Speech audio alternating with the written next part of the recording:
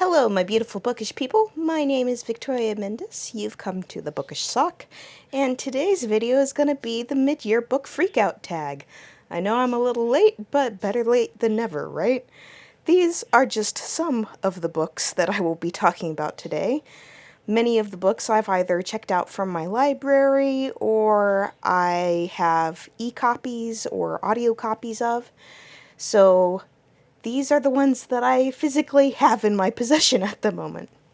Let's get started.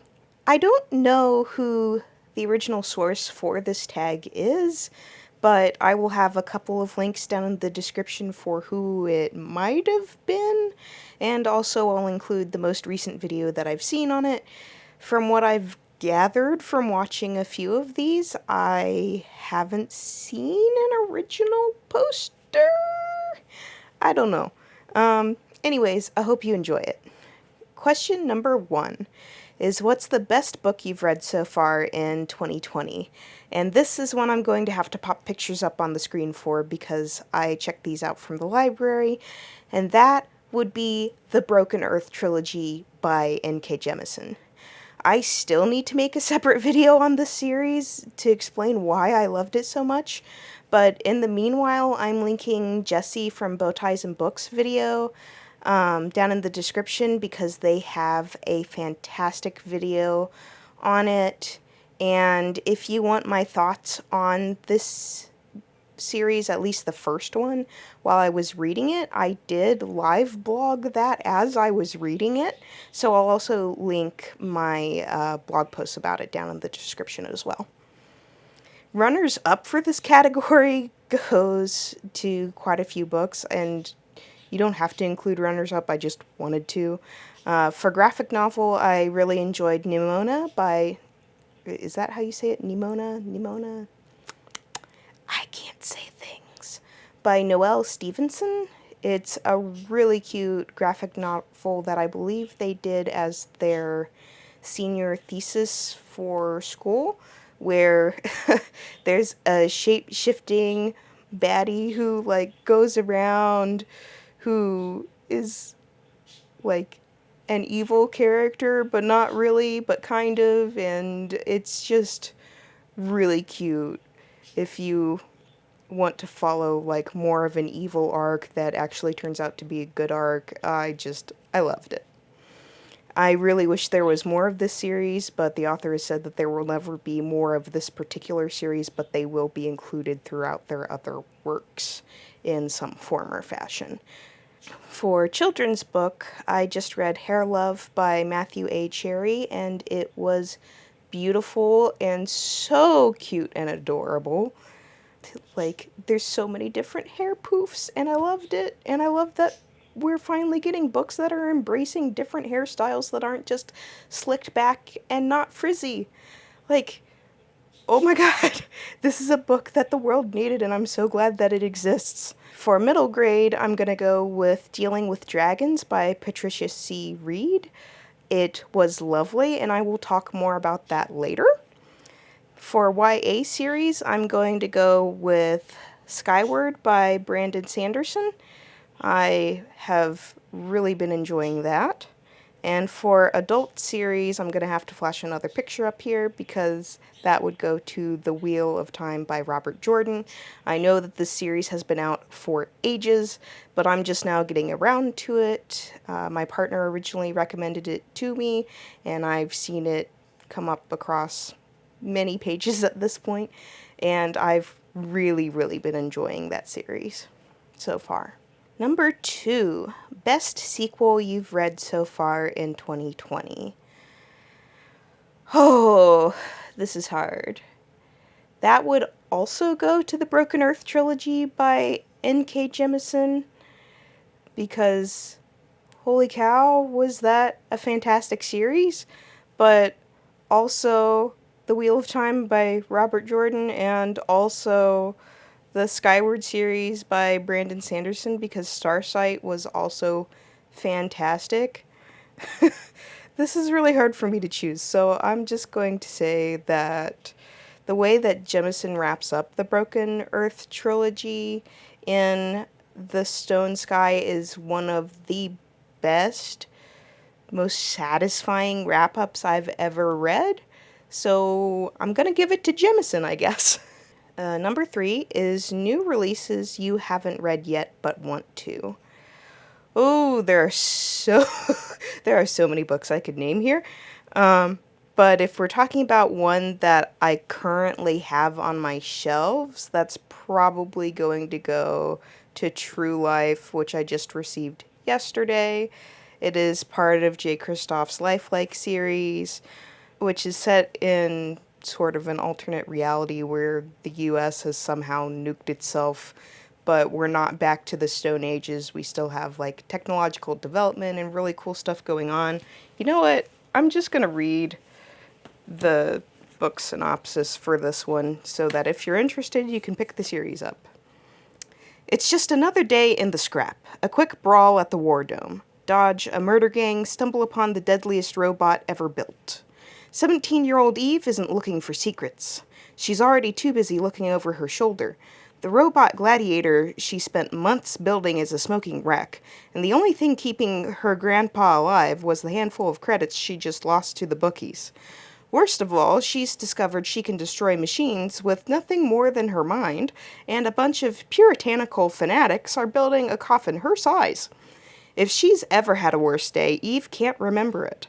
But when Eve discovers the ruins of a beautiful android boy named Ezekiel buried in the scrap pile she calls home, her entire world is turned upside down. With her best friend and her robotic sidekick in tow, she and Ezekiel will trek across deserts of irradiated glass, battle cyborg assassins, and scour abandoned megacities to save the one Eve loves, and learn the dark secrets of her past. Even if those secrets were better off staying buried.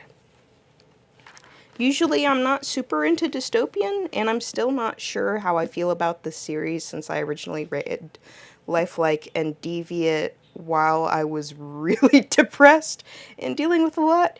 So I'm not quite sure how these will fall in my overall scale now that I feel like I'm kind of back to normal. But I've found them super interesting so far.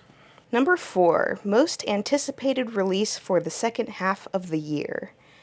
Ooh, this one's a tie between The Invisible Life of Addie LaRue by V.E. Schwab, which supposedly comes out October 6th, and The T-Dragon Tapestry, which is the third book in Katie O'Neill's T-Dragon series, which supposedly comes out on September 1st. Yes, I have these both pre-ordered.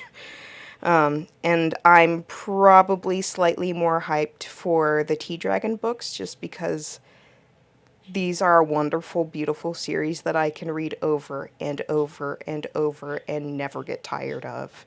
I did a read-along for the T-Dragon Society, and I need to do a read-along for the second book as well, which will probably be coming down the pipeline soon, maybe provided my body permits it. Number 5, biggest disappointment. I have an e-copy of this book.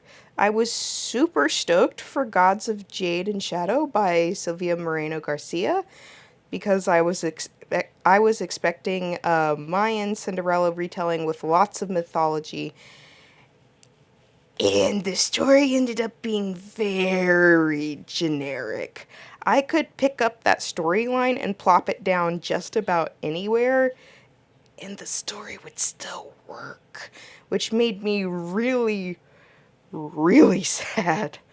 I'll link to a Goodreads review in the description if you want a longer explanation of why I was so disappointed. It's not written by me, it's written by a friend who I also really agreed with their review. I was very sad. And if you like that book, I'm really happy for you. That's fantastic. I'm just saying a book that didn't personally work for me because I went into it expecting a distinct mythology, and that's not what I got. Number 6 is Biggest Surprise, and that is going to go to Officer Clemens by Francois Clemens. And hopefully I said that right. I'm really bad at pronouncing things. I should probably work on that more. Normally I do not care for memoirs or autobiographies because the ones that I have read have been very, very dry. And I just don't typically go for that kind of story, but this has completely changed my mind on what a memoir can be because it was extremely intriguing. In a 20-minute sitting of just reading the first bit of this book, I had laughed, I had cried, and I was also madder than a wet hen at some points because it's a roller coaster ride, let me tell you. 10 out of 10 I would recommend for everyone to read this book, especially if you're looking for a story of a gay man, a black man, and one of the first black men to be regularly featured on American children's television, and his backstory and how he got to the places that he did. It's an incredible memoir. I cannot say enough good things about this book. It was so intriguing, and I'm so glad that I forced myself to pick up a memoir. The next question is favorite new author, debut or new to you? For this one, for me, it's going to be a new to me author, which is N.K. Jemisin. I cannot say enough good things about her books.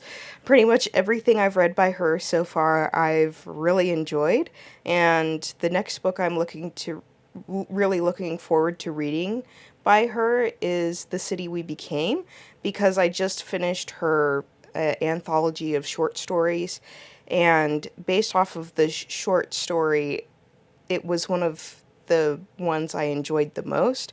And it's going to be a series that's based on a person that has to save their big city, which is this sort of living entity from another evil thing that is known for wiping large cities off the map.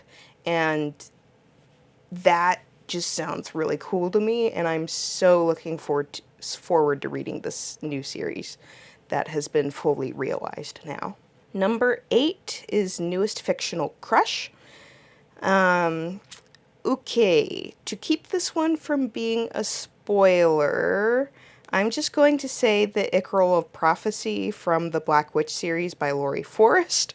There is an angsty part of my soul that absolutely loves the Black Witch Chronicles. And even though it's not new or unique, it's not a particularly special story necessarily that's necessarily mind-blowing, but part of my soul just is trash for this series, and I'm digging it, and I'm just going with it. So, yeah, Ickerel of Prophecy. Number 9 is Newest Favorite Character, and I'm going to have to say Spensa from the Skyward series by Brandon Sanderson, because she's just so fun. She doesn't let people get to her. She's just like, you know what? I am going to kick butt and take names, and just because of my family history and what you people think happened doesn't mean that I'm going to be the same way, and I'm going to be awesome, and you're just going to have to accept that because I am going to go through the nitty-gritty to prove that to you, and I'm not going to let you put me down because of it. And I loved it. Number 10 is a book that made you cry. There are a lot of books that have made me cry this year, but again, the most recent one would go to Officer Clemens. I already talked about how that was a roller coaster, and I really mean it. I have cried several times during that book. Number 11, what makes you happy? Or a book that makes you happy, I suppose. And the most recent read for this, for me, would probably be Dealing with Dragons by Patricia C. Reed. I told you that book was going to come up again. Because seeing a princess who says, screw your stereotype, I'm going to go live with dragons so you don't force me to marry my Prince Charming, and that makes me really happy. The moral of this story is stereotypes and what society tells you you should be like are dumb. So if you need to be unconventional and make your own path to happiness, chances are when you do that, you'll finally feel at home. And just because people tell you you can't do that because XYZ certain way doesn't mean you can't do it. I just have really enjoyed the first book, and I can't wait to get my hands on the second book in this series. But I'm on a very long wait list with my library for it. Number 12 is the most beautiful book you've bought so far this year or received. And for that, I'm going with the new edition of Dune by Frank Herbert. And hold on a second, I'm gonna have to take this book apart and show it to you. And maybe we'll change frames because of question 13 as well, which is what books do you need to read by the end of the year? And for that, I'm gonna show you my bookshelf.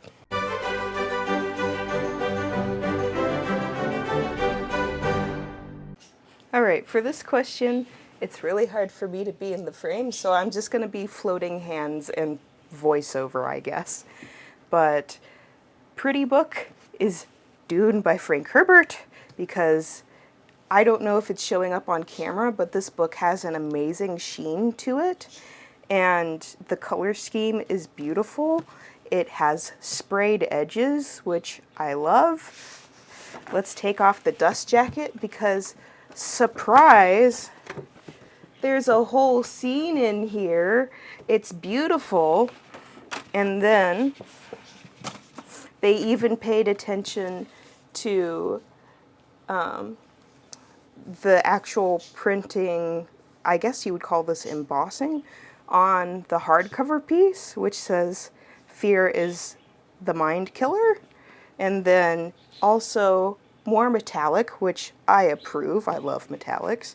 And then even the back has a little circle on it. And I'm not really sure the significance of this yet, but I like that they paid attention to all of the details on this edition. I did purely buy, I almost purely bought it just because of how pretty it was. But this book has also been on my TBR list for quite a while now because I've been told that Dune is akin to Lord of the Rings for fantasy, but Dune is that, but for sci-fi, I suppose. I don't know. I'm just now starting to read it, and so far I'm enjoying it. And then the final question, which is question 13, is what books do you need to read by the end of the year? For which I have brought you to my TBR shelf, filled with the books that I actually want to get to. Things do rotate in and out of here. Of course, the one I'm working on right now is Dune. I need to read books 2 and 3 in the Night Angel trilogy by Brent Weeks. I need to get to True Life, but first I want to read the first 2 books in the series before I get to that, which may or may not happen this month in July. And then we have the Lightbringer series by Brent Weeks, and sometime in August, the paperback edition for The Burning White will be released, and that's what I'm holding out for, because, I don't know, maybe I'm weird, but I really like to have a matching set, and I'm kind of hoping that Dune is a standalone for me and that I don't need to read the series, because having a different edition will slightly bother me, but this one was just too pretty to pass up. But I am really looking forward to getting to this. I did get, I don't know, maybe a third to halfway through The Black Prism last year before everything started happening, and I was thoroughly enjoying it, but then I heard that the last book in the series was being released, and then I just decided that I might wait until August to read them all in one sitting. So that's what I really, really want to get to by the end of this year. There are tons of other books on my TBR list that I would also like to get to, but I'm including these because I actually have copies of them sitting on my shelves, particularly on the shelf that says, "Read me soon, please." That's what this shelf is please read me soon. So yeah. Oh god, I don't want my head to be that big in the frame. Let's back out a little bit. Yeah, there, that's better. So I hope that you've enjoyed my mid-year book freakout tag. If you have seen this video and you have not made one yet, I tag you to do it next if you feel so inclined. And I will see you in the next video. Bye!